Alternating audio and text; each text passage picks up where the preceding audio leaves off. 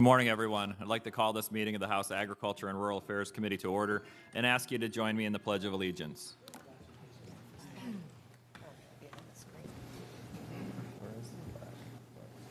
I pledge allegiance to the flag of the United States of America and to the republic for which it stands, one nation, under God, indivisible, with liberty and justice for all.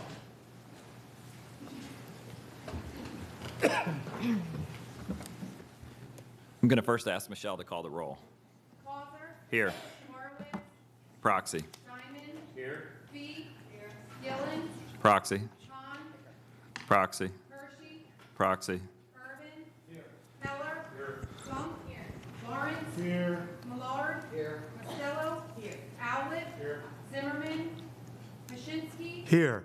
Burgos. Here. Cephas. Proxy. Delicio. Here. Painbridge. Here. Proxy. She's here. There we go. Kozarowski. Madden. Here. Rab. Sappy. Snyder. Here. A quorum has been established. Today, we have a scheduled informational meeting, but we're also going to have a voting meeting first on House Resolution 605, sponsored by our colleague, Representative Keller. House Resolution 605 recognizes FFA Week in the Commonwealth. The resolution is moved by Representative Keller and seconded by Chairman Pashinsky. Is there any discussion on the resolution? Seeing none, are there any negative votes? If you are, you'll be in trouble with the FFA.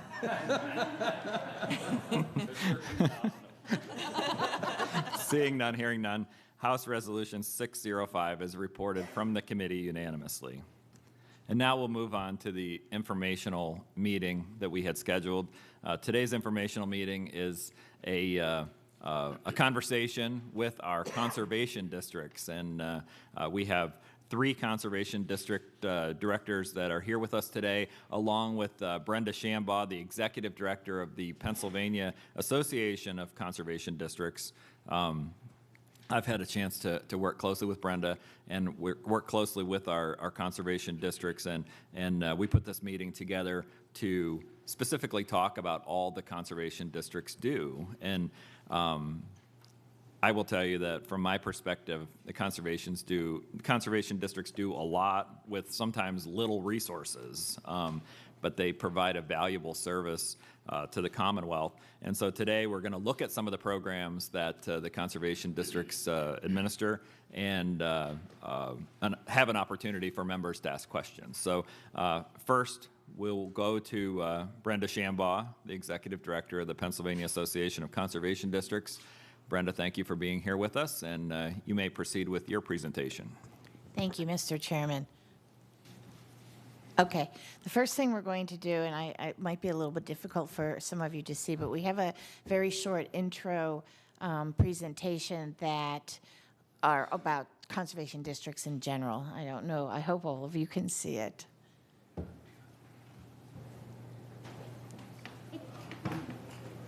Fingers crossed.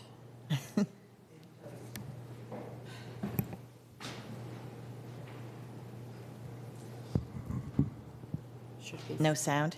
Is it not, it's supposed to be speaking now? Yeah.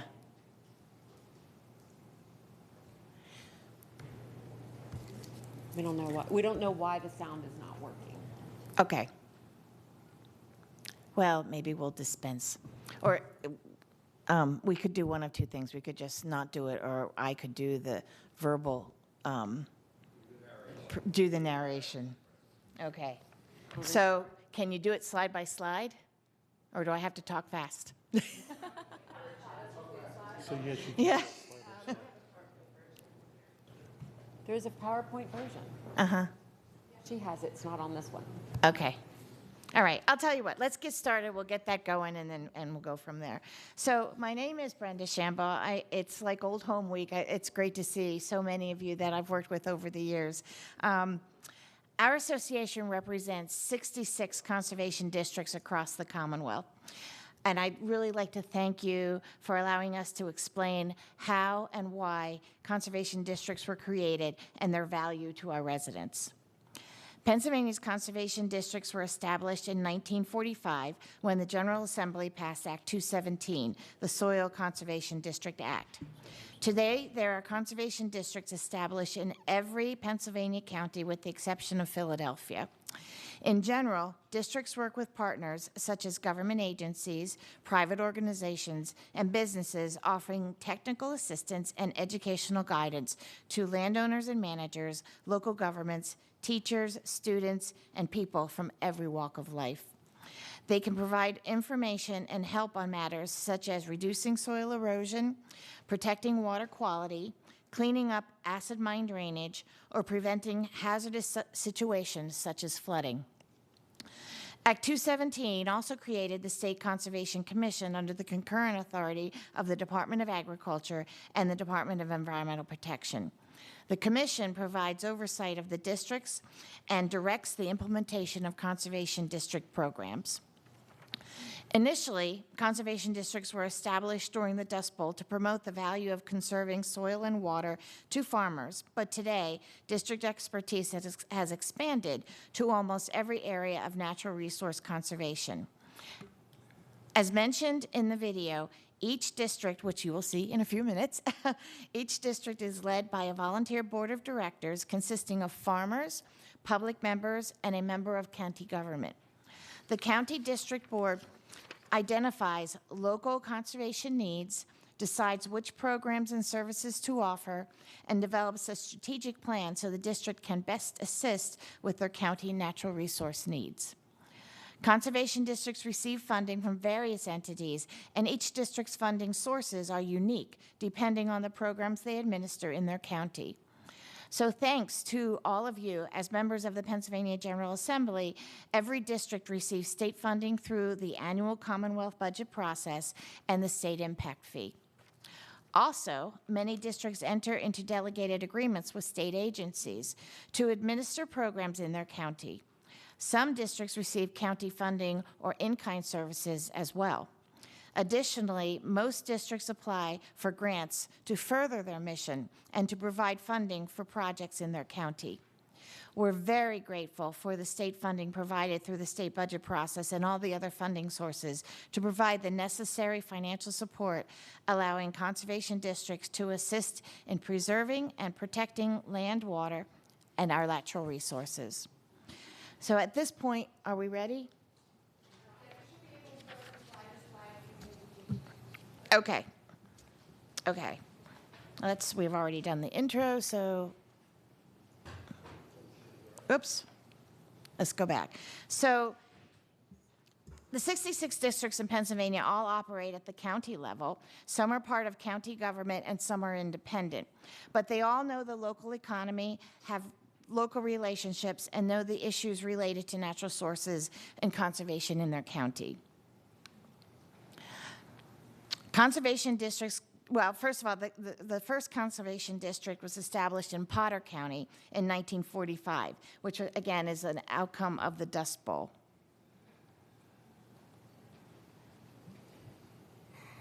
Oh, there, it's marking Potter County. There. Districts got their start in the 30s. Farming practices, along with years of drought, severely degraded the land, resulting in massive dust bowls and dust storms, and there was devastation for the generations of farm families. In 1935, Congress made soil and water conservation a national priority, and in 1937 passed a federal law encouraging communities to protect natural resources at the local level. And we talked about the Conservation District Law, so we'll skip that one. We talked about the SCC. By the way, Carl Brown, who is the Executive Secretary of the State Conservation Commission, is sitting behind us. A few years later, the Pennsylvania Association of Conservation Districts was formed to speak as a collective voice for the districts. The association is a nonprofit corporation that works with many partners to coordinate district programs and to ensure district staff are properly trained and funded.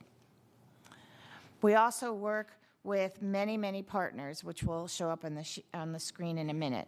Government agencies, private organizations, businesses, and others to accomplish their mission of supporting and helping landowners to conserve natural resources. As I mentioned, districts are led by a local volunteer board of directors, farmers, public members, and members of county government.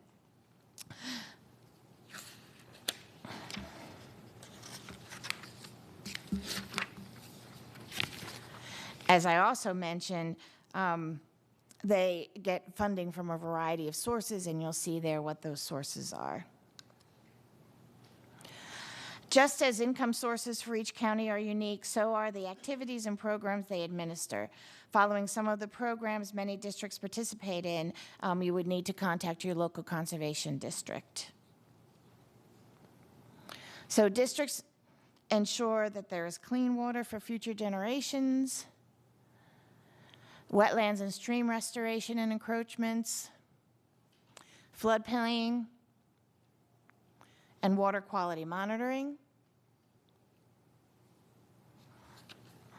Agriculture is a priority for many districts across the Commonwealth. They help farmers meet state and federal requirements and preserve land for future generations.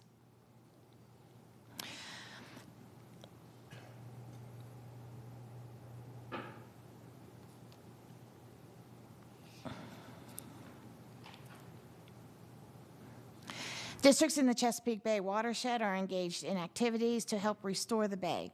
However, conservation efforts are also practiced in other parts of the state. Districts plant trees, manage stormwater, and control ENS or erosion at construction sites and in urban areas around the state.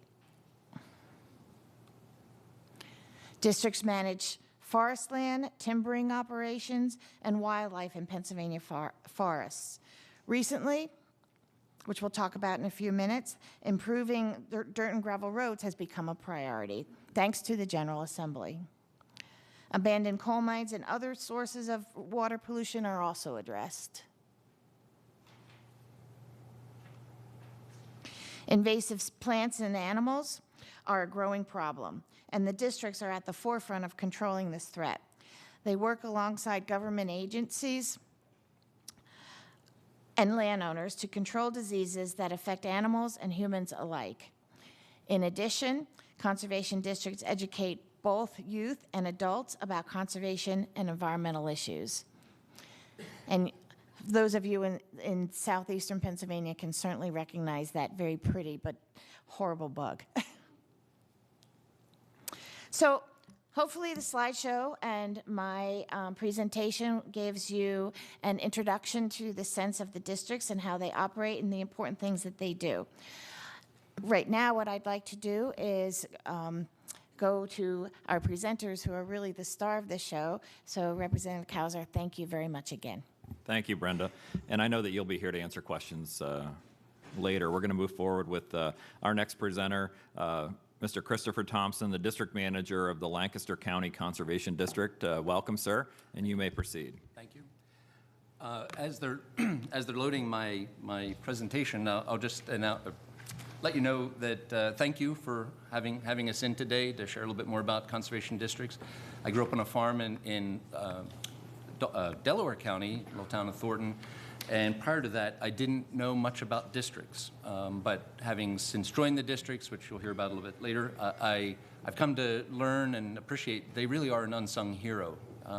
Many people, no matter the fact that we deal and really touch every You may want to pull the microphone a little closer if you we deal Is with, the green light on? And it is. Okay, Yep. thank you. We deal with and impact every life in our counties, but most people don't even know that we're there. And so that plays to our benefit sometimes. We can fly under the radar and get things done, but it does make it a struggle other times when we're trying to get recognition or support for our projects. The presentation's up, so I'll begin there. Again, thank you for having us today. My name is Chris Thompson, the District Manager at Lancaster County Conservation District. Pennsylvania's been blessed with a variety of natural resources, wide variety, really. And over the years, we sometimes have exploited those resources, but we've also taken very powerful steps to protect them. As Brenda reviewed in her presentation, In 1945, Act 217 was passed to establish conservation districts, and it's something that we fall back on today for our authority. It was an important demonstration of the state's appreciation for how valuable our natural resources are. I'm curious, though, do you know when the first conservation ethic was established here in Pennsylvania? It wasn't in 1945. It wasn't even in 1937 when you established the Clean Streams Law.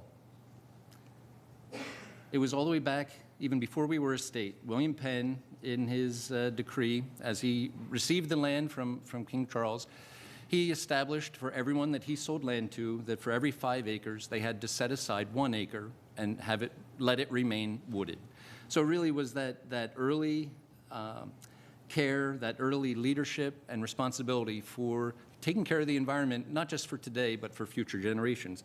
And it's the same driver for us today.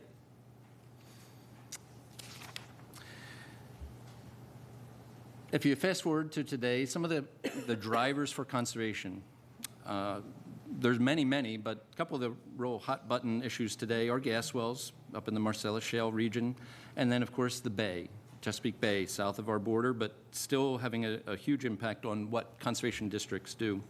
When I was a kid in the 60s and 70s, the public started to take notice of how poorly we were treating the environment. The rivers were polluted, fish kills and rivers were catching on fire.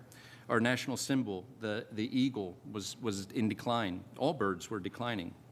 It wasn't until '71 that the Crying Indian campaign really sparked and motivated the nation to start taking steps, to really be proactive about taking care of the environment, to do what you could. That simple message, people start pollution, people can stop it. For me and many of my contemporaries, that was a driving force. That was something that set in us an opportunity or a drive, a passion to make a difference. And it's that same passion that I carry today that caused me to get into conservation districts. In about that same time, 1971, Pennsylvania added to our Constitution the right for clean air, pure water, and the preservation of natural, scenic, and historic aesthetic values of the environment. So again, you, the legislators, you have elevated our environment worthy of protection, and you established many laws since then to make it all happen. Fast forward to today, I live in York County. I started my career as an independent business owner, so I understand managing the books, making a profit. After 15 years in business, I was hired by the York County Conservation District as their assistant manager, and that's where I really learned the value of partnerships and collaboration, working together with not just your coworkers, but other partners, the community, legislators. It's where I heard firsthand how important it is for the farmer and the landowner to have someone that they really trust to walk them through the different programs. In 2014, I was blessed to be called to be the manager at Lancaster County. I followed after some local legends, Don McNutt and Don Robinson before him, to begin my tenure there. And I feel really blessed to be in Lancaster County, great county to work in. I have a supportive board, an experienced and professional staff, a community of proactive and innovative partners who want to make a difference. As you know, every county has a conservation district, some of them with just a few staff. In Lancaster, we have 34, and with 2 more in 2020. We are the largest district across the state, but we all deal with the same issues. We all have natural resources specific to our county that we, as Brenda mentioned, we develop programs to help address those needs. It's all based on the natural resources prominent in our district, and we operate the different programs. As I say, I'm proud to be from Lancaster County. This just has a quick glimpse of some of those partners, some of the details, some of the stats that we deal with in each of our counties. Everyone has these same details. 63 municipalities. We work actively attending many of their meetings and helping them address and meet many of the MS4 requirements. We have education programs, not just to the farmers and local landowners, but also to the schools, helping to make the next generation conservation-minded. We have Envirothon, something I'm sure you've heard about in your own county. In Lancaster County, we have 12 major watersheds, 1,400 miles of streams. Half of those are considered impaired. We have a watershed specialist that's funded through Growing Greener. That position, that staff person, and Lancaster's expanded that to be 3 people now, but they address the issues of stormwater restoration, stormwater management, watershed restoration, watershed management. We have our erosion and sediment control team. They deal with a variety of issues, any kind of a building project, large or small. We work to keep the dirt in the ground and not on the streets, out of the neighbor's yard. In Lancaster County, over 750 projects currently under inspection and review. 3 different pipelines, 2 of them almost finished, but still major projects in the county that the district is working with, again, reflective of what other districts, other counties are dealing with. Because of Lancaster County's deep, rich soils and abundant waterways, and our easy access to the markets north, south, and east of us, agriculture has been able to thrive as an economic driver, as a job producer, and a community stabilizer. Lancaster's #1 in the state and 15th in the country in the value of ag products that we produce and sell. Nearly $1.5 billion in direct ag sales come out of our county. You could extrapolate that out, and it equals about almost $7 billion of ag-related sales just from our county. There's a long list of other #1s or farm stats I could review, but really to focus the discussion, the district's goal is to keep our farms profitable, to help them manage the resources so that they can keep the streams clean. District staff provide landowners and operators with information on nutrient management, conservation planning, best management practices. You have several of the handouts on your desk now that we use, that all the districts use to communicate and educate landowners. There's several other ag programs that we administer. The Bay Compliance Inspection Program, Nutrient Management Act 38, REAP, the credit program, tax credit program, EQIP, the Environmental Quality Incentive Program. There are several others, but staff at every district, they offer technical and financial services, assistance to those landowners to help make their farms more profitable, more sustainable, not just for today, but for the future generation. That really is the driving force behind a lot of the landowners' call. When I meet with them, I'll ask, why are you practicing conservation? What's your interest? And they all say either one of 2 things. One, they want to pass on their farm to their next generation, and they want it to be sustainable. Or 2, they want to sell it, and they want to make a profit. And if it's already compliant, it's much easier to sell it in that state. So conservation is a driver, an economic driver and a legacy driver for many of our landowners. But again, these are just a few of the programs that we operate. I'll talk a little bit more later about them. But again, as I mentioned, as I started about ag, the Lancaster's deep, rich soils, ready access to water and transportation routes have allowed us to be very profitable for agriculture. It's also our proximity to the Chesapeake Bay, Susquehanna River and the Chesapeake Bay that's put Lancaster, it's given us a target on our back. We have a lot to do to help the state achieve bay cleanup goals. In fact, we have 21% of the state's reduction in nitrogen added to the bay. So you can see on the chart before you, Lancaster has a heavy lift, 11 million pounds of nitrogen between now and 2025. If we're not out helping the farmers to implement the best management practices, there are others out there, but it's that trust, that relationship that we've developed with the landowner that helps walk them through the process. Without that, there are just so many hurdles, so many obstacles, so many technicalities or details to every program. It's really pretty difficult to navigate without someone that you trust helping you, holding your hand through that process. Brenda mentioned the flexibility of conservation districts. We are flexible. We're able to address whatever issues come our way. We mentioned the Bay. I'm sure you're aware of Pennsylvania's effort. We've supplied EPA with a state WIP, Watershed Implementation Plan, to improve the quality of our waters leading into the Bay. In Lancaster County, as some other counties have done, we've addressed that need locally. In Lancaster, we created the Clean Water Partners. We facilitated a community group to help address those needs. Again, it's a heavy lift, and we need more people around the table to help us lift it. To underscore that flexibility again, we have Brenda mentioned the spotted lanternfly, right? If you haven't seen it, look at the life cycles. It really is a very attractive bug. Every stage of its life is pretty interesting. The morphology, it's really a great bug. But when you start to see it in quantities like this and like this, where it just covers trees, plants, picnic tables, play toys, everything, and then excretes its sooty mold, or excretes its sap that creates the sooty mold. It's a health issue. The districts have partnered with PDA and Penn State, and we've created programs to help address that in those 14 counties that are under Pennsylvania's quarantine. Again, just one more example of many other opportunities that conservation districts have to be flexible and address needs as they arise.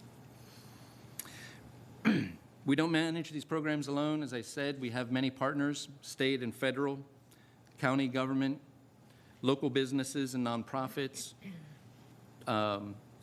just volunteer organizations. We work with all of these folks. We act as a hub. We bring people together, functioning as that hub to bring people together with the programs that are available to help them address their local needs.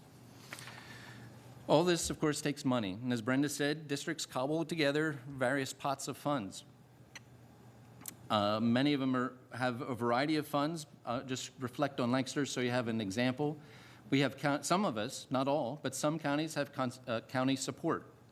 Some do fundraising and donations. Some districts, I think all districts, charge a fee for services. And then, of course, we have grants and agreements. For Lancaster, we have 16 different grants. Altogether, this is about 27 different streams of funding that we pull together to create our budget, which currently stands at $4.4 million for 2020. Again, just one more example of the challenge it is for districts to really get done the work that you want us to do, to help your communities to get things done.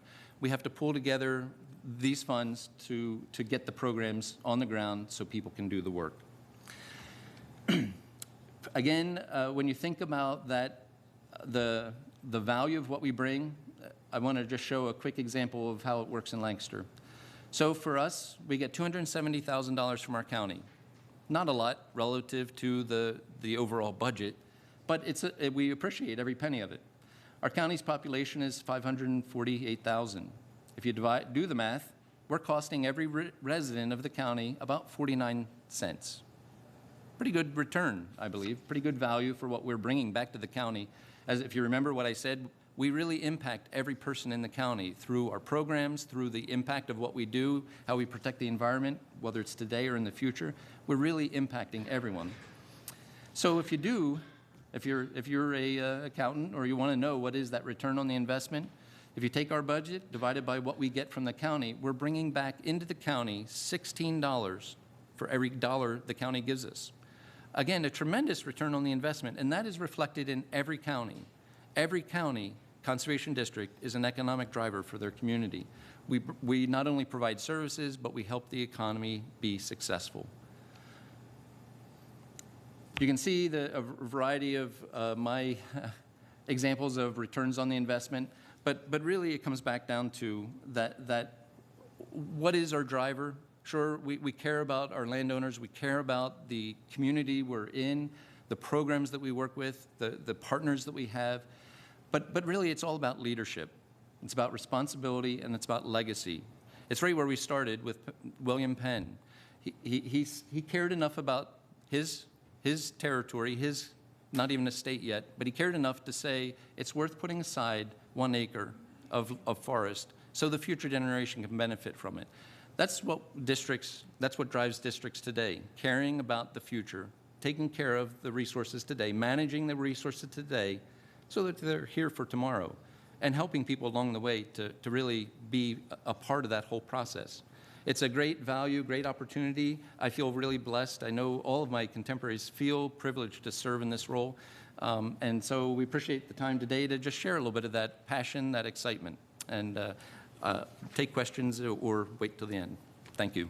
Thank you very much for the information that you've presented. I did not realize that you had 34 staff and that you were the largest conservation district.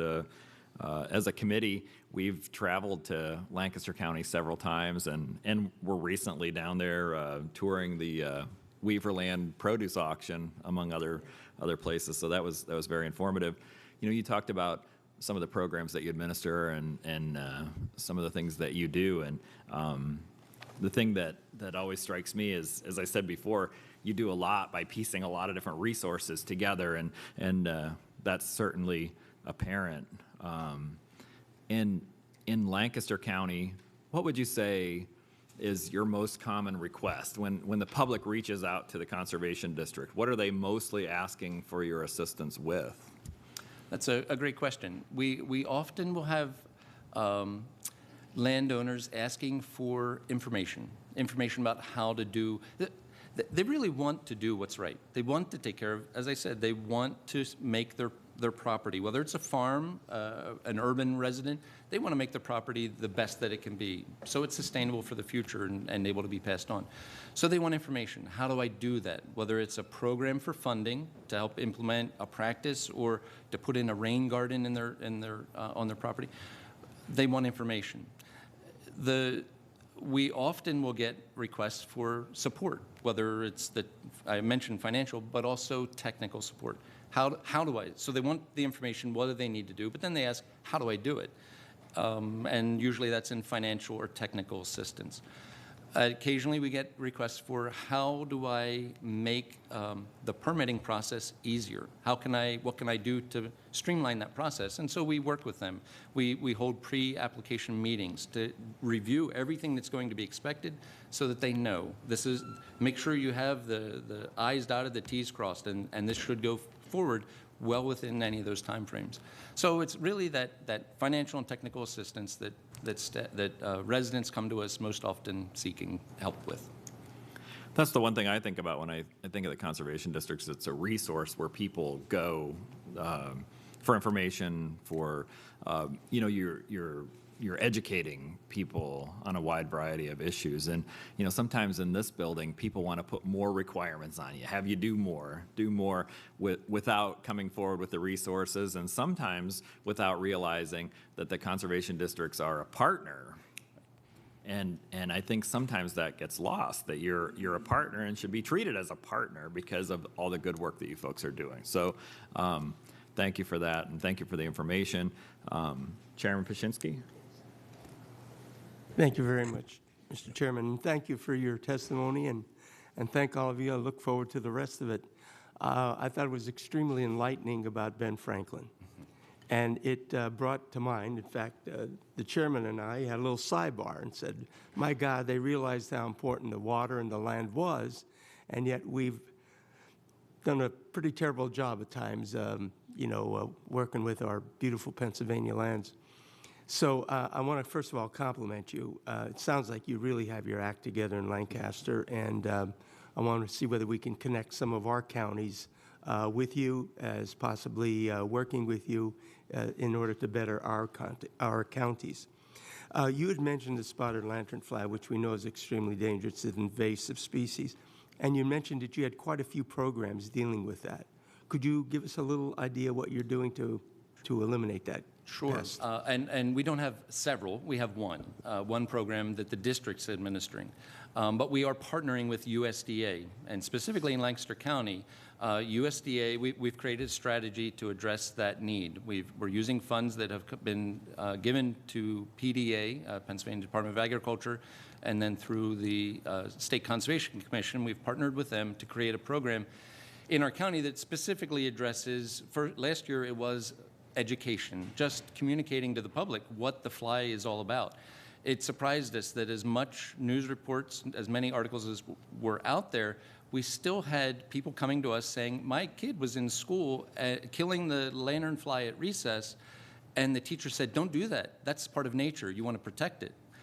So we sent our educator into schools trying to get her to teach the teachers how important it is that we all take proactive steps to kill the bug. So last year was focused on education. This year, the 14 counties we've been tasked, and the 14 counties here that are under the quarantine, we've all applied for funds from PDA to address that need to control the bug, control the spread. So last year focused on education, this year focused on control measures, and there's a variety within that, and in each district, it looks a little different. In Lancaster, we are partnering with USDA. They're focusing on all the lands, properties south of Route 30, from there to the Maryland border, and then the district with our program is focusing north of Route 30, actually north of Route 30 and east of 283. So we've identified that quadrant where it's most relevant or most pertinent, and we're starting at those two boundaries and pushing it back towards Berks County where it started. So we're really trying to control not only from the businesses and public areas, but also residential. We're really trying to address residential needs. And that's great, but how are you doing it? How are you doing? And how much money did you get from USDA? Those agreements are still, we're waiting to hear on the funding. We initially applied for about $600,000 to manage a program, and that would include various staff, equipment, as well as a contracting opportunity with the private sector to go out and do the treatments on trees and properties. Again, it's all part of a partnership. We understand I'm thinking Carl over my shoulder because he's integral in this, and maybe I'll say too much in where I'm going with it, but and you just throw something at me if I do. But currently, we understand we will not get that full amount, but we will get a significant portion of it to man the program. The contracting with the private sector, we are still responsible, we still have the opportunity to do that, but all of the billing would go right to PDA. So it's a real strength in that whole program that we won't have to manage that side of it. The PDA would help us with that. But bottom line is we're helping to address a local need and helping landowners to be a part of that solution. So it's really I guess to be direct with your answer, we're manning a program that will go out and meet with landowners to both educate them about what they can do, but then also provide funding and services, contracted services to do the work. And I thank you for that, because I think we've all identified that spotted lantern fly is really a dangerous pest that can ruin, our vineyards, our hardwoods, et cetera, et cetera. That's why I was wondering what you were doing in connection, because that's been one of our main issues from the Department of Ag. Chairman Cosner has done a great job of bringing us together on that issue. I wanted to know how you market, and then, as you pointed out, you were educating initially because people don't know about this bug.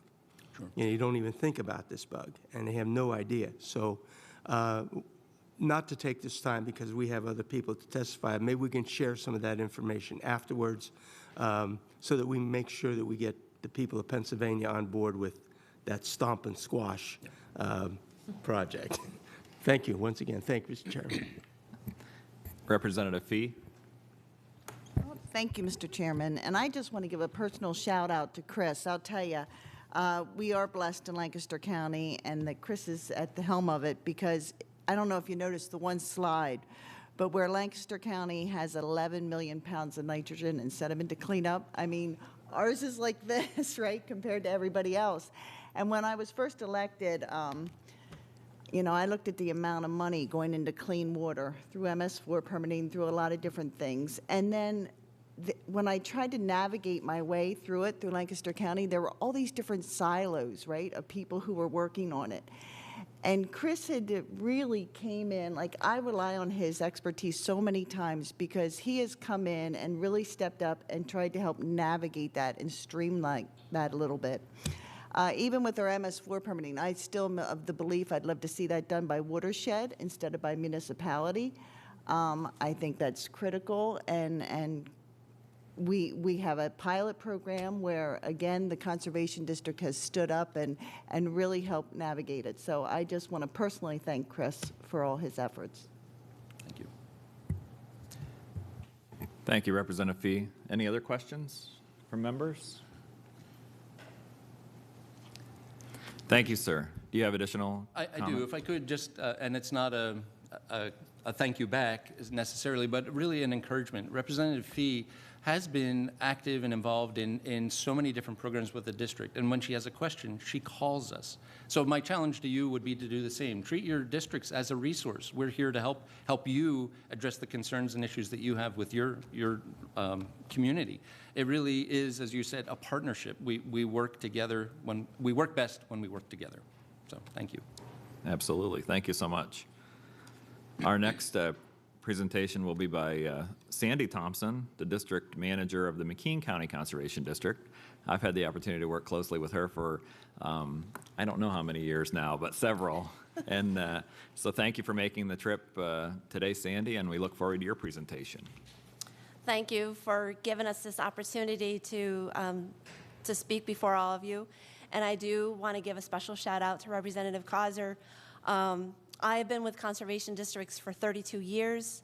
I started in Potter County. I was there for 19 years, and I moved on to McKean County, where I am now, for 13. And I can remember many times in both counties that Representative Causer was there supporting our programs and our initiatives and obviously the funding. Without the funding that we do get, that you guys are looking at, you wouldn't have conservation districts in each of your counties. We wouldn't be able to be an impact to each individual in our county, and not only within our counties, but across the Commonwealth and across the nation. So thank you for giving us this opportunity and for your continual support. I'm going to talk about one particular program that I do have a true passion for. I have been involved with what was the Dirt and Gravel program since its beginning 22 years ago. And 5 years ago, it became the Dirt, Gravel, and Low Volume Road program and got a real insurgence as far as funding.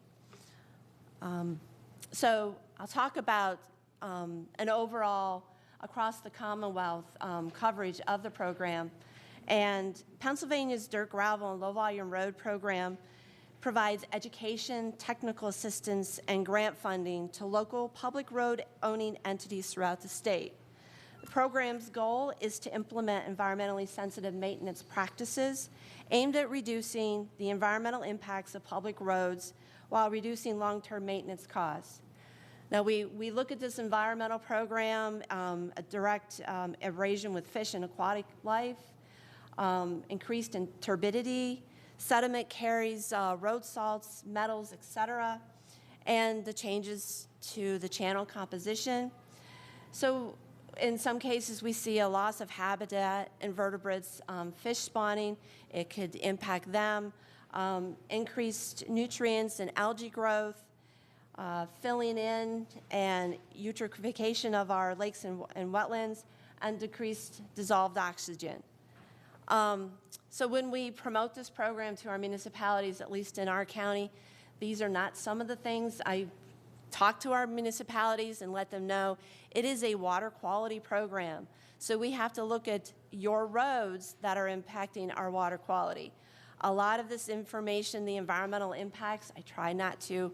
I do discuss it with them, but we try to kind of low-key that a little bit so that we can get buy-in from them. So even though there is an environmental impact, and that's kind of the basis behind this program, there is also an economic impact for the road runoff. And you know, we find municipalities, they're watching their roads wash away, so they're continually purchasing material to alleviate that. The maintenance activity that they have to do that is required to fix the erosion reduces the life cycle and the surface needs. They need to be replaced sooner. And there's all sorts of washouts, and that takes money, and that takes time, and it can be an impact on public safety. You know, money and time that a lot of the time these municipalities do not have. Across the Commonwealth, there are 70,000 plus miles in over 2,500 municipalities. This shows you the magnitude of the program and our work with our main applicant municipalities. Currently, there are over 1,200 municipalities that are eligible participants, meaning that they have gone through the required 2-day environmentally sensitive maintenance training. So the role starts out with, at the state level, the State Conservation Commission. They administer the statewide program. They allocate the money to the conservation districts. They develop the statewide program policy, and they also provide the quality assurance, quality control process. The Penn State Center for Dirt and Gravel Road Study provides education, outreach, and technical assistance for the program. A lot of, and especially in McKean County, we reach out to them and we rely upon them for providing that technical assistance so that we can drill that technical assistance down to the local level. And you should have in your handouts the 2018 annual summary report, as well as the one-page document as part of your handouts that'll detail that information that they provide. At the county level, today there are 65 conservation districts that participate in the dirt gravel road portion of the program. And there are 66 conservation districts that participate in the low-volume road portion of the program. While it is one complete program, we do have them separated. We look at them separately. Finances are implemented separately, and we have different policies for both programs. So it's kind of one big program with two programs inside. So we are allocated the funding for implementation of the program on the local level. The dirt gravel road allocations, which is $20 million, are based primarily on the miles of unpaved road and verified work sites within each county. The paved low-volume road portion, $8 million, are based primarily on the amount of potential paved low-volume roads with each county. There are weighting factors that are applied to give more weight to paved roads that are within 500 feet of the stream and paved roads that are outside of the urban areas. This methodology was used since an assessment of low-volume road paves, which was done on the unpaved portion of the program, is not feasibly considered, considering the volume of roads and the lack of traffic count data. Now, low-volume road are those roads that are paved and they have less than 500 vehicles per day. And of course, our most important entity is our local municipalities, our local townships. Those boroughs and cities and state agencies are also eligible. Like I said, they must be environmentally sensitive maintenance certified within the last 5 years. They apply to the conservation districts directly for funding, and they enter into a contract with the conservation district. And they complete the project work either themselves or they hire subcontractors. At the local level, the conservation districts, each conservation district has a quality assurance board. And there are our partners such as the Natural Resources Conservation Service and the Pennsylvania Fish and Boat Commission serve on that. So they come up with the local policies and come up with the ranking criteria for when these applications come through, and then they make that recommendation to the Conservation District Board for entering into the contract for the projects. So you might ask yourselves, why is this funding going through the Pennsylvania Department of Agriculture and then going to conservation districts? The biggest success behind this program is the fact that it is implemented on the local level through conservation districts and our experience with soils, erosion control, and water quality. Conservation districts have established relationships with municipalities before this program even started. So we didn't have to start from ground one with those municipalities. We already had those relationships. And we also have worked with our partners, like I mentioned, Pennsylvania Fish and Boat Commission and Natural Resource Conservation Service. So we had those partnerships were very important in getting this program implemented. So as a program overview, this is since the inception of the program. Like I said, 5 years ago, the low-volume road portion of the program started, and we've completed 675 projects. The dirt and gravel projects, we've completed 4,553 projects across the Commonwealth. Before Act 89, which was when we got the increase in funding, many of the counties with fewer unpaved roads could only afford to fund one small project every other year. Now the program averages about 500 completed contracts per year, 350 unpaved, and 150 low volume. The program's spending since '97, which was its beginning, 141 million plus has been spent on completed sites, 52 million plus of in-kind on those projects. That in-kind was provided by the municipalities. 36 million plus committed to active sites. The annual allocation for this program remains at, like I said before, 20 million for the dirt and gravel portion, 8 million for the low volume road portion, and 7 million goes to DCNR for their dirt and gravel roads. The program was expanded in 2014 through the Act 89 of 2013. Since then, we have been able to not only complete more projects, but also larger and more complete projects. The average funding contract increased from $17,000 before the funding increase to $30,000 in 2015 and $43,000 in 2017. So just to give you a little understanding, I'll talk a little bit about McKean County itself. This is, I'll go through a couple different projects. So this is one project on a dirt and gravel road. It was a multi-phase project. It was a severely entrenched road with a poor clay base, had an undersized stream crossing. So we added geotextile woven fabric. We raised the road profile by a foot with crushed shale stone to achieve sheet flow in some of the areas. We added 2 new cross pipes, and we placed the stream crossings with larger bank fold pipes.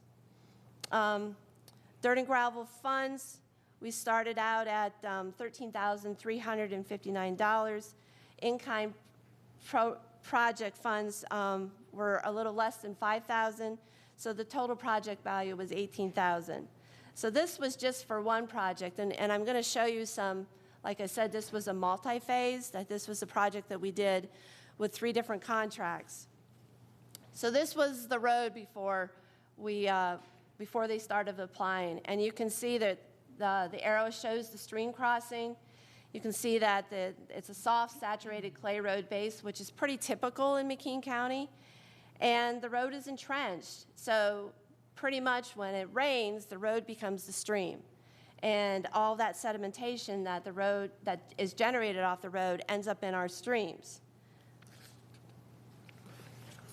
And this is one of the stream crossings that we were looking at too. And as you all know, water does run downhill. It's sometimes a fallacy that some people don't understand, but it does run downhill. And it'll carry with it the dirt and road material that most definitely a lot of our roads will intersect a stream crossing at one point. So this was the before of that stream crossing, which was there was a 12-inch pipe there. So we replaced it with a 40-inch pipe, creating a more stable and less erosive stream channel. And this is during when we were placing the crushed shale down on the geotextile fabric. When the road becomes lower than the surrounding landscape, we are forced to use more aggressive tactics, such as tail ditches, to get that water off the road. Often, these structures we use are hard to maintain, and they become additional sources of erosion and sediment pollution. So, as I said, we try to do what we can to fill the road profile so that we can get sheet flow off of that road, such as we did here. And the road no longer acts as a stream. This relatively simple practice also provides a better surface to maintain, as well as less costly.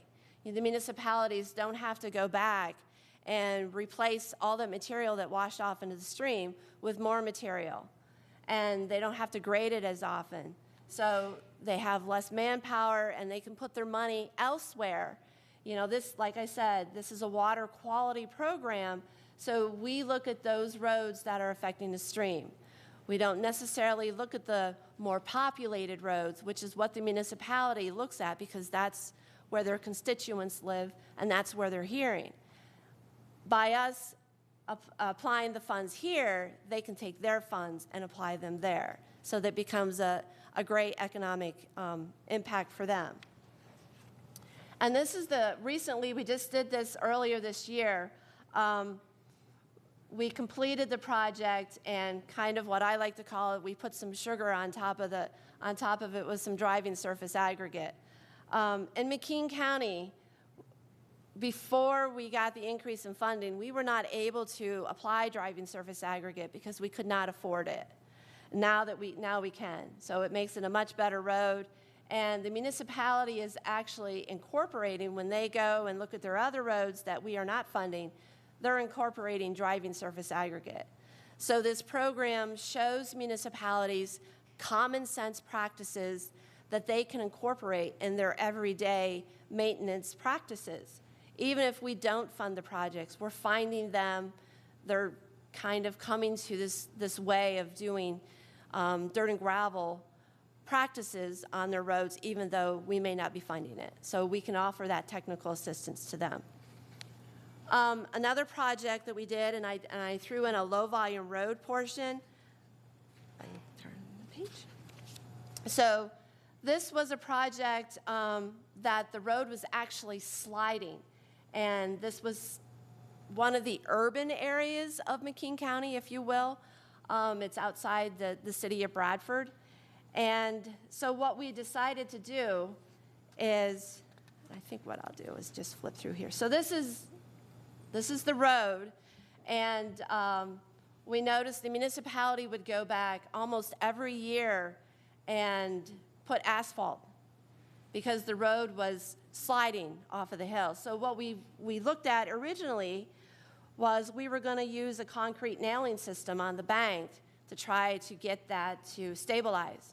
Well, it was $1,000, the cost was $1,000 per linear foot, so we were looking at $300,000. Our low volume road program, we get $60,000 a year, so that wasn't going to work. So, like I said, this project gave us a little run for our money, so to speak.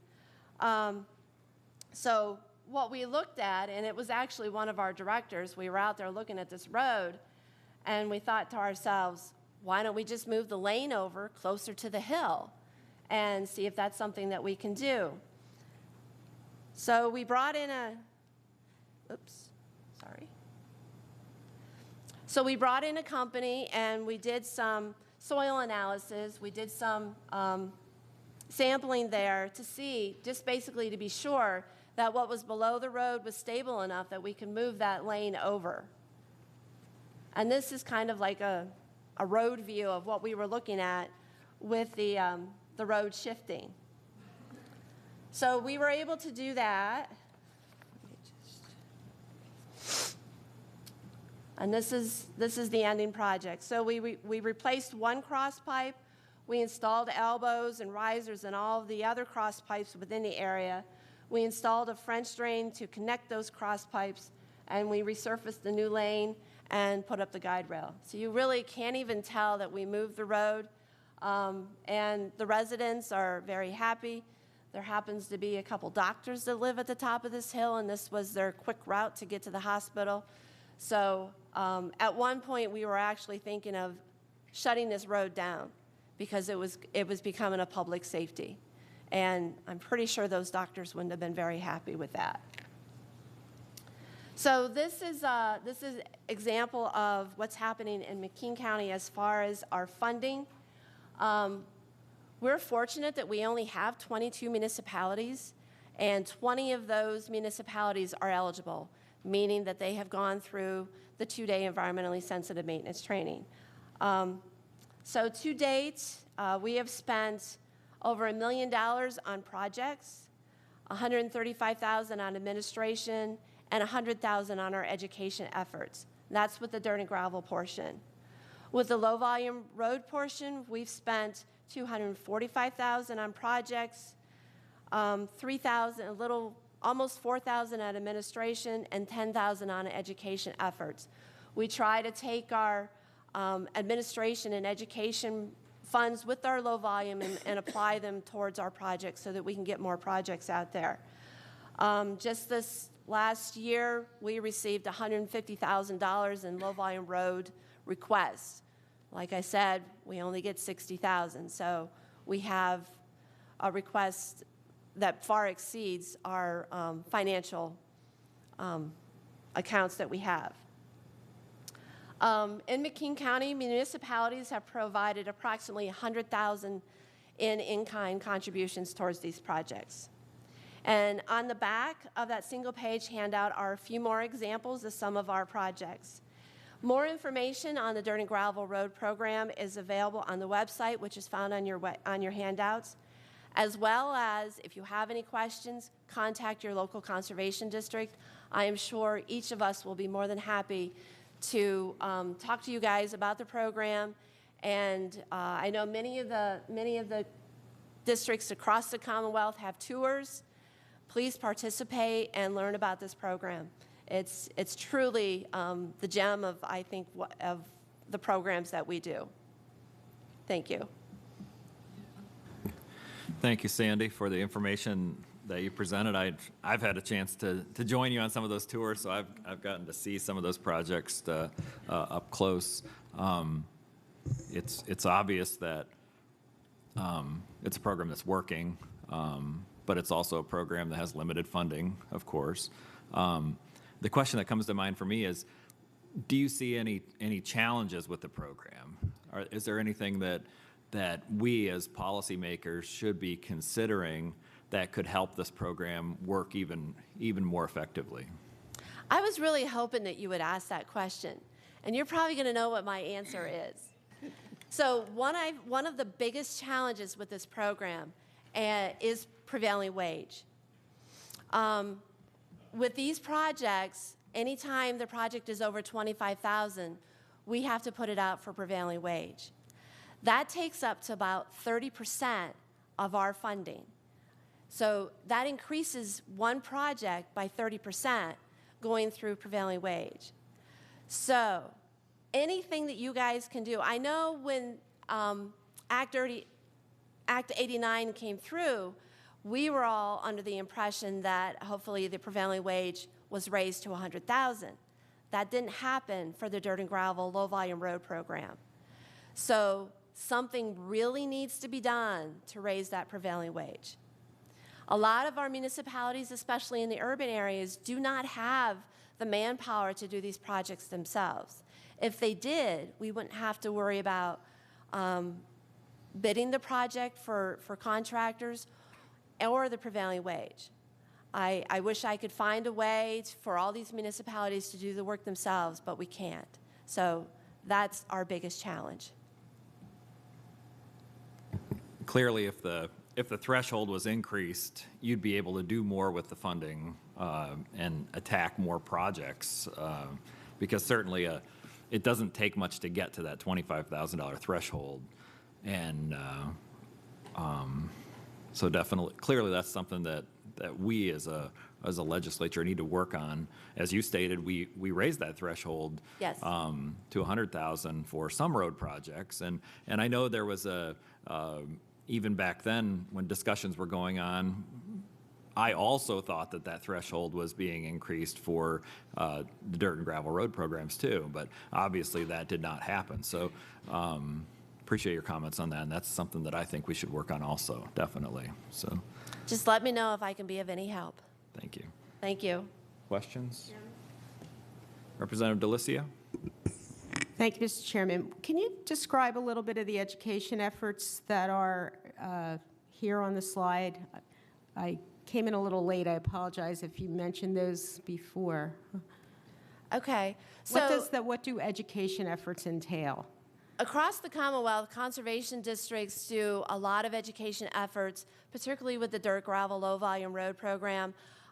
Many of them do workshops that talk about the technical practices behind the program. They do tours. In McKean County ourselves, we actually expand our workshops so that it goes to anybody that's working on particularly dirt and gravel roads, so timber harvesters, oil and gas producers, landowners. And so we've taken the principles of the dirt and gravel low volume road program and we've drilled that down to them also. Even though the funding isn't there for them, the technical assistance and the practices, the common sense of practices, they can use those. So those are some of the educational efforts that we do. And are these on private roads or public roads? The educational efforts, so I would say across the Commonwealth, and there are some conservation districts that do it for both. It can be a private effort because they've reached out to landowners, farmers, agriculture practices. They use these practices for their access roads. I know some conservation districts have done that. So it can be on both aspects. We do try to target the municipalities because that's where the basis of the program is, and that's where the funding is available for them. So we do try to target them specifically, but we've opened it up to pretty much anybody. And this is the domain solely of the Conservation District, so PennDOT has nothing to do with dirt and gravel roads or low-volume roads. I'm just looking for any duplication of effort here. With the dirt and gravel program, it can be a public owning entity. So I know in like a couple cases where PennDOT has received funding for the program, but traditionally they don't want to compete with the municipalities. And they do go through the training. The 2-day environmentally sensitive maintenance, they do attend those trainings, so they have been there. We have also reached out to the Allegheny National Forest.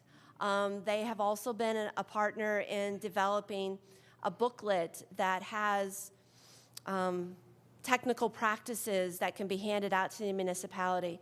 And they also attend the program to get the training on integrating these practices into their everyday road maintenance. So yes, PennDOT is involved with the training. Thank you. Thank you, Mr. Chairman. Additional comments or questions? Thank you very much, Sandy, for the information that you have presented, and it'll be very helpful for our committee and for other members of the legislature when we're moving forward with policy changes that affect that particular program. So thank you very much. Thank you. Our next presentation will be by Donna Fisher, the District Manager of the Blair County Conservation District. Welcome, and you may proceed. Thank you very much, sir. Honorable members of the House, staff, and guests, certainly is my honor to be here today, and I'm going to talk about stormwater. Stormwater in conservation districts is something that we're seeing more and more about in recent years, and I think that it is a good fit for conservation districts. Before we get to that, let's talk a little bit about Blair County. Blair County, our number 1 industry is still agriculture. Very proud about that as a person growing up on a dairy farm in Blair County. And I'll also give a shout out to all those conservation districts like Blair County that administer the farmland preservation program in their respective counties. I like to say that I lead my region in farmland preservation in Blair County. You may want to pull the microphone a little bit closer if you could. We good? Yeah. All right. We lead the region in farms preserved and acres preserved. We have 55 farms and about 8,000 acres preserved, and that's because of the Conservation District in Blair County. Blair County is still very rural. We're 70% wooded, although we do have an urbanized area. We have the Altoona urbanized area.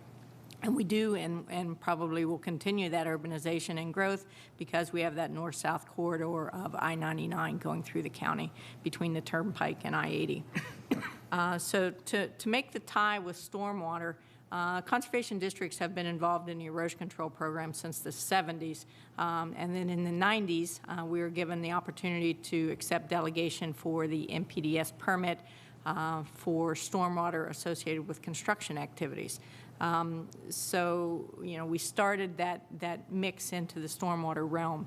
At the same point in the 1990s, the MPDS permit for MS4s was also coming about, where municipalities need to consider their stormwater. So, you know, we're kind of coming into the stormwater in the same period. Stormwater management and the MS4 program and permits have minimum control measures that need to be met. And there are 6 of these, and many of those, the Conservation District, just by virtue of what we do, can assist the municipalities in meeting those minimum control measures. And that's really why I think the tie became strengthened between the conservation districts and the municipalities in Blair County. Some of the early things that we did, because we had equipment, we assisted municipalities in mapping their outfalls. That's part of the program that needed to be done first. Where are all of those municipal storm sewers going, and what is the condition of those storm sewers? We also prepared a report for them to talk about the different educational aspects and any type of projects that the Conservation District may have been doing in that past year that could relate to the stormwater program in each of the municipalities. We also did demonstration projects, and that's something the conservation districts across the state are really very good at, pulling together money, pulling together people, and doing demonstration projects. So we did this on a pervious pavement on a parking lot in a park in Hollidaysburg Borough that was always eroding away. So we put a geo-web system down, filled it with stone, and it's still there today with very little maintenance. This is something that most people recognize the Conservation District dealing with the erosion control program, whether it would be on commercial activities or farms. But the requirement to have an approved erosion and sediment control program, and now potentially the NPDES permit, is the backbone of many of the conservation districts. Chris talked a little bit about drivers. This is the one real aspect of an economic driver that conservation districts are critical in, as we are able to issue those permits locally for development. So the formation of what was first called the MS4 work group. Many of you may remember in 2010, if you're particularly in the South Central region of DEP, EPA did a file audit of the MS4 program, and they issued many deficiency letters to municipalities. Many in Blair County received deficiency letters. EPA did not feel that we were doing what we were supposed to do with the permit. And to be honest, I bet a lot of the municipalities didn't really even realize what they were required to do with that permit. Their municipal engineer probably filled it out for them because they said, you need to get this permit, and they charged them for filling out the permit, and they have a permit, but that's probably the extent of their knowledge of the whole program. Well, we all got a little bit more informed after the EPA letters went out.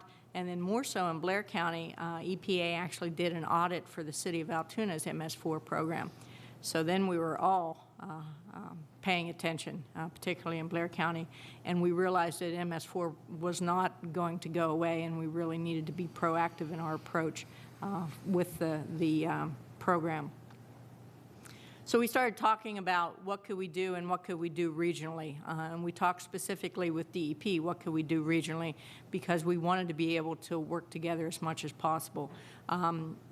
So we created an MOU, and actually we patterned, Lancaster County had developed an MOU, between the Conservation District and the municipalities regarding all of the programs that we do with them, but more specifically also with the stormwater program. So what are we going to share? We're going to share things like public education and participation. We're going to share when we issue permits in the erosion and sediment control program. We're going to share that information with municipalities so they can keep track of those things. If they need assistance in inspections or complaints, we're going to do that as well. And then we're going to share in municipal training and public pollution prevention. So the benefits of collaboration is really what we're going to talk about now, and I think that it is a benefit in small counties like Blair and Lancaster County. When you get to larger counties as well, it just magnifies the benefits of collaboration. So we had a website. We said, well, we'll put your information on our website. We'll do municipal trainings with you. And then we started getting more interest in our county, and the County Planning Commission put together a grant to do a pollution reduction plan on a regional basis. We got approval to do it on a regional basis. So we received some money to do that. And each of our municipalities still get their own MS4 permit, though. They did not want to do a regional permit. They wanted to continue with an individualized permit. But we still are doing the regional approach on the planning. Grant funding. The Conservation District had received a National Fish and Wildlife Foundation grant to do 3 things specific to the MS4 area. We were going to develop a website specific to stormwater, so if you have an opportunity, check it out, cleanblairwater.org. We're going to do green infrastructure practices as demonstrations, and we're also going to enhance water quality monitoring in Blair County. And this is the real critical aspect for the Conservation District. We wanted to be able to have an opportunity to show the improvement if we do practices. So, you know, what's the benefit of doing something just to put numbers in a model if we don't actually see a benefit to the actual water quality? So that was very critical for the Conservation District and very important to what we see moving forward. Next round of grants came out. The Juniata River was marked as a target area, so we had folks from the Alliance of Chesapeake Bay want to work in Blair County as well. And this was really what got us more formalized, and we started looking at regional planning more specifically. Probably the best thing that came out of that whole process was working with the Environmental Finance Center out of the University of Maryland to develop a financing program for green infrastructure in Blair County. This is what set the process in action of how we are going to formalize what we're now calling the Intergovernmental Stormwater Committee. They took a look at Blair County and they looked at different scenarios as how this whole project could be funded, and this was very, very beneficial to us.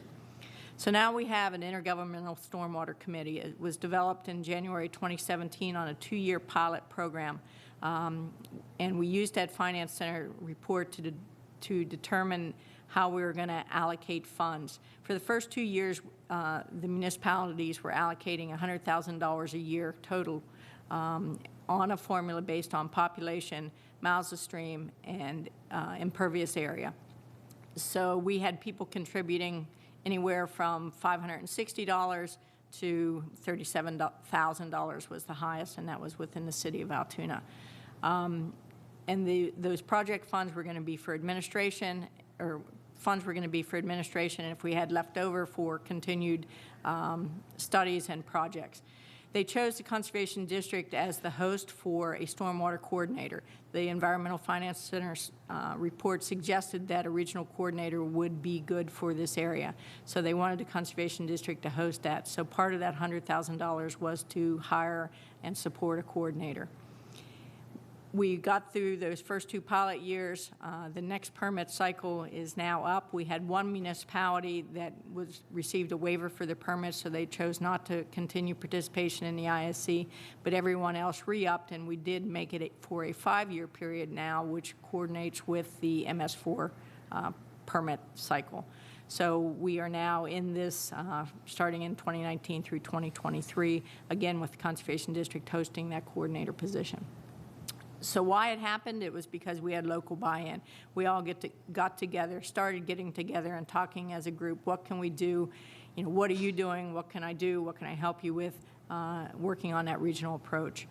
The next steps that we have, we're going to plan for implementation. We have this plan. We have the pollution reduction plan. We're required to reduce sediment just from the MS4 area in Blair County by 1.4 million pounds.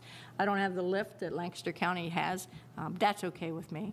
Mine's manageable. But that's still $6.2 million.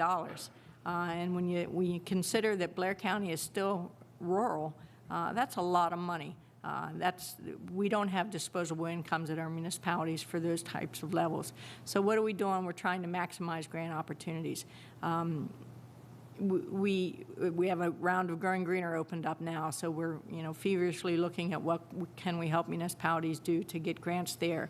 The municipal funding, my municipalities are looking at what are they going to do, how are they going to pay, how are we going to make this happen, and then obviously we're working to achieve that sediment reduction. So in summary, was it a success? Absolutely it was in Blair County. I think it was a success for both municipalities and also for the Conservation District. It was an excellent opportunity for us to increase our participation with municipalities and offer support to them, and it's something that we readily wish to do. We are a servant organization, as you've heard all of us speak to today, and it's really a good effort. Many partners, though, can't forget all those as grant partners that we received grant money from, over $1 million so far just for the MS4 program. So that's kind of the nuts and bolts of why we got involved in stormwater to a more increased level in Blair County. My contact information is there, but if you really want to know something, you may contact the stormwater coordinator. That's Chelsea Ergler with the Conservation District. Thank you all very, very much. It has been a pleasure. Thank you very much for being here today, and thank you for the information. It's very helpful for our committee. First, I'll turn to Chairman Paszynski. Thank you, Mr. Chairman. Thank you very much. I really enjoyed the presentation. I mean that sincerely. What I enjoyed is that, you know, you're really passionate about what you do, let alone you know what you're doing, and that's really uplifting.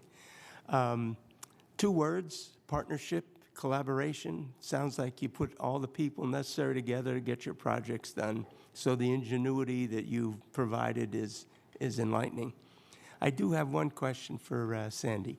Regarding the project labor agreements on the $25,000, threshold, how is the quality of work and the timeline with the project? If we do prevailing wage through contractors, whether we do it through prevailing wage or whether we don't, the quality of work is the same. You're using the same contractors? Pretty much the same contractors, yeah. Okay. I mean, Conservation District staff is on site the whole time the project is being implemented. And we also, I failed to mention, one of our valuable partners is Trout Unlimited. With our stream crossings, we have to meet bankful, and we have to look at the aquatic organism passage. So it's not just throwing a pipe into stream and hope for the best. So they are one of our valued partners, and they are also on site helping us to put those stream crossing. And the workers, are they from McKean County? The contractors, it can vary. In our area, we have a lot of McKean County contractors, but we also have some that come from some of the neighboring counties, Potter County, Elk County, Cameron County. So, Okay. yeah. Well, thank you once again. Appreciate it. Great job. Thank you. Representative Lawrence.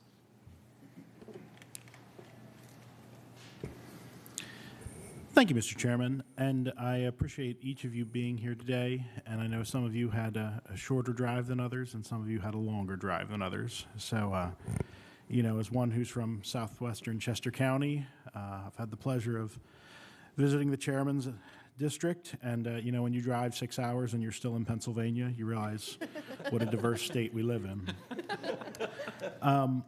So really, I wanted to hear from all 3 of you, well, 4 of you really, but the 3 districts, and just kind of in general, I wanted to address this question to all 3 of you, and any of you can answer, or all 3 of you can answer. So my question is this. Traditionally, the focus of the conservation districts has been to kind of work alongside of landowners, farmers, to address runoff issues, stormwater issues, all sorts of issues. And the focus of the current administration has been to kind of change the direction a little bit more into an enforcement side. And that is something that a lot of the districts have struggled with. And some have really pushed back on it. And some have said, well, we might lose funding if we don't go along with this. So I'm not trying to get anyone into hot water, and I'm not trying to, make an example of anyone or anything. You've taken the time to be here in the Capitol today, and I'd like to hear how this is impacting you and what you think, frankly of it. And maybe that's where I'll start. So who'd like to take that hot potato first? So I will. So for Lancaster, and I think it's a great question because it will reveal several things about conservation districts. One, we're independent. We're governed by an independent volunteer board of directors. So each county is allowed to decide, at least with most of the programs, each county is allowed to decide what they want to do. And so for Lancaster, we were presented with the opportunity to do the inspection program. I'm sure you know the program was kind of an expansion of the Chesapeake Bay program where it was, in 2016, the reboot, the Bay reboot happened, and it required districts to perform inspections on farms, and that was tied to funding through DEP. In Lancaster County, we relied on that funding for at least 6 of our positions. More than that, the board did vote to take on the program, the inspection program, for a couple reasons. One of them being we wanted to keep DEP out, not only DEP, but also EPA. We've all discussed a principle that's common with every district, the relationship that we have with landowners. It's so important. And as we talked about this program, we talked with our landowners, and we said, who would you rather come and inspect the farm? Because the inspection was going to happen. Who would you rather? Someone from the district that you already know, or someone from outside of the state? And one of the landowners said, it's almost like asking, if you have to face an audit, do you want your CPA doing it or the IRS? And so with that kind of driver behind us, the board voted to take on the program and to do it our way, not bending the rules, but having that relationship, building on the relationship, knowing that where the landowners are, helping them to walk through the whole process. And so we followed the rules. In fact, Lancaster was at the table helping to establish some of those rules. And the rules being timelines. There are very specific timelines to implement the requirements. And these aren't new requirements. They weren't established in 2016. They've been on the books for many years. It's just finally being enforced. So that was one reason the board voted in favor of it. They'd rather do it locally, handle it in-house. Another reason was that a lot of our farmers in Lancaster County are very progressive. They want to do what's right because, as I said before, it helps them. It helps their bottom line. It helps their community be successful. But not everyone's being proactive. Not everyone was doing what was right. And so a lot of our proactive farmers, a lot of the farmers active and engaged in the community, were asking, can you hold everyone to the same standard? So again, using our judgment, our internal practices, we took on that program, and we don't target any particular farmer, but we're doing a across the county approach, making sure everyone's following the same rules, holding everyone accountable to the same standard. It's been successful. We went into it a little fearful because of the ramifications of what might happen, but after more than 1,000 inspections, we've only had one farmer. Actually, we've had 100% success as far as moving landowners to that compliance status. The real challenge will be the next round, phase 2, where it's not just having those plans, the conservation plan or the manure management plan. It's having that plan and making sure it's implemented on schedule. That will be the real challenge. And to your question earlier, Representative Kauser, what will people ask? What do people ask for? What will they ask for? It's that technical and financial assistance. Without that, it is a real struggle for our landowners to comply. Similar to Lancaster and Blair County, we also chose to do the Bay inspections. We had one staff person that was funded by the Bay program, and we would have needed to find funding for that person, but more importantly, it was that keeping it local that my board chose to take the inspections. We wanted to be able to control the inspections to the point that we could, and do them ourselves. Since the inspections, and because we've seen the need for ag planning, the Conservation District has hired another staff person simply to do ag planning in our county because we see the need there and we want to be the service to the farmer. And we continue to offer voluntary compliance for the erosion control program too. We haven't chosen enforcement in the ENS program. You have 3 levels. We are still at level 2. But anything that we can do to keep it local is what we want to do in Blair County. In McKean County, we have very little in the Chesapeake Bay. We do not have any farms in the Chesapeake Bay, so we don't participate in that. That isn't something that's pretty much eligible to us. Our board has had several discussions regarding enforcement, particularly for the ENS program, and our board looks at us as educators. We just celebrated our 60th anniversary, and the basis for that 60th anniversary has been education. And so that's what we want to be known as. When we get complaints, the first thing we want to do is we look at that as an opportunity to not only educate the complainant, but also, not to educate the person, the responsible party, but also the complainant. So we've looked at that, and at this point, it is something that our district isn't wanting to do, because we don't want to be able to have that educator hat on and then turn it around and be the enforcer at the same time. So I appreciate your answers, and I appreciate your frankness. I have one follow-up question, Mr. Chairman, if that's okay, Mr. Thompson. So particularly, I have a part of Lancaster County, and Lancaster County has aggressive targets to meet when it comes to the Chesapeake Bay. And I'm very supportive of the efforts to move forward and to do everything we can. The Chesapeake Bay is a national treasure. And on a side note, I like crabs. I like eating. I like vacationing on Tangier Island. I want to make sure it's still there for my kids to go to. With that being said, I'd appreciate your insight to the committee as far as the costs that we are going to be looking at. You have some idea of how many projects are coming, how much needs to be done, and you must have some idea of, you can probably imagine what hasn't been fully fleshed out yet, but what is coming. In your estimation, what would it cost to bring Lancaster County into complete compliance? Complete compliance. Well, I will start by saying the Bay is not our focus. It's what drives a lot of what we do, but it's really the local water quality. That's what drives what we do for the district, and I'm sure that's the same in all the counties. But the Bay, because of the impact it has in the region, it has a lot of money tied to cleaning it up, and so that drives a lot of what we do, and we use that funding to help our local farmers. To your question, what will it cost? Penn State released a survey just a few years ago where it said Pennsylvania would cost $350 million per year for the next several years to get the reductions needed to clean up the Bay.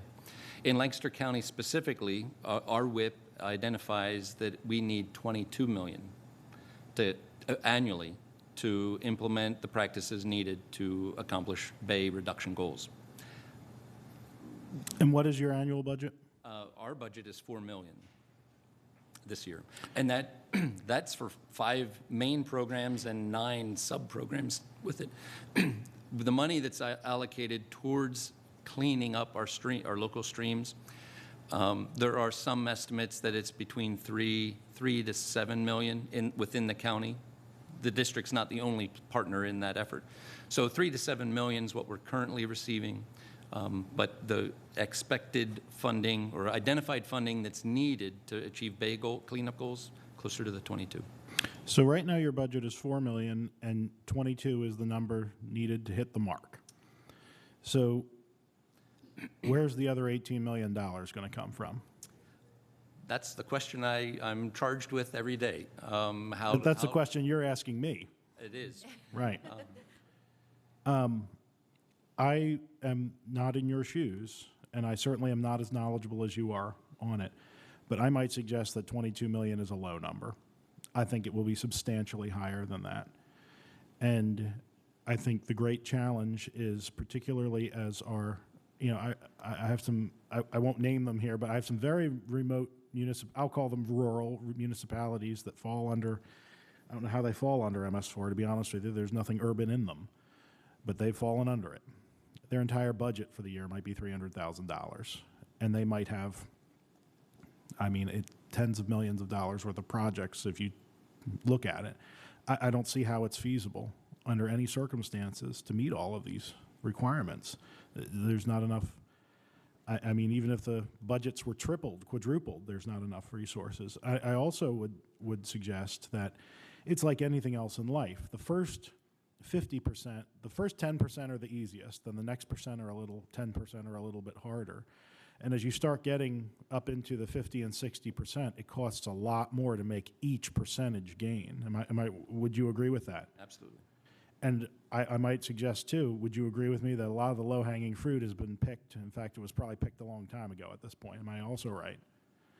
So we're looking at very expensive projects that we are foisting onto our municipalities.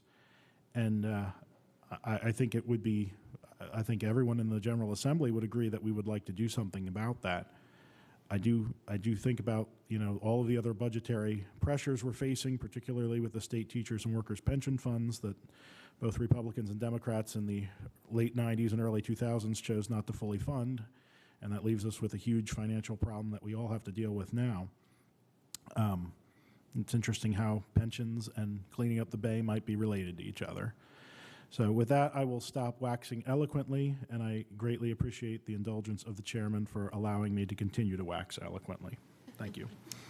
Great questions and comments, Representative Lawrence. Representative Zimmerman. Good morning. Thank you, Mr. Chairman, and just all of you in the conservation districts, appreciate your comments and being here testifying this morning, and Brenda for your part. Thank you.